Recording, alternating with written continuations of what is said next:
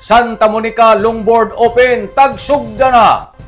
Nobyembre 5, tuig 2025, formal nang tagsugdan ang Santa Monica Longboard Open dito sa Tangbo, Santa Monica, Siargao Island, Surigao del Norte. Presented by Provincial Government Unit of Surigao del Norte in partnership with Local Government Unit of Santa Monica, Sanan Barangay Tangbo, Sanan Sisa kon Siargao Island Surfers Association. Ang ini na kompetisyon niadto rata na ini na Nobyembre 3 ang pantungod sa kakulian na dili kapugngan gumikan sa bagyong Tino na sibog. Amo nasugdan ini Nobyembre 5 ning kasamtangang tuig. Naglaom ang gobernador na matapos ini na torneo na hapsay, malinaon, iban sa panabang sa kaytasan.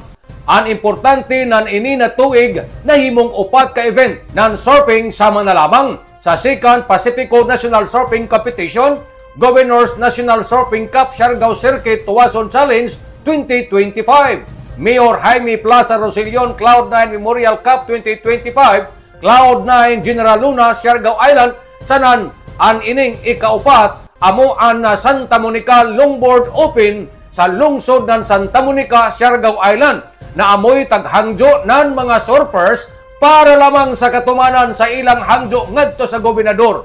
Amo na ini na tuma na gajud laong ni Governor Lyndon Barbers. Nanukad gikan diri sa Kapitolyo ini si Marek Sinners Marcon Sim Vlogs Mario Conales Simulan Mulaong. Salamat, marajaw na adlaw natong tanan.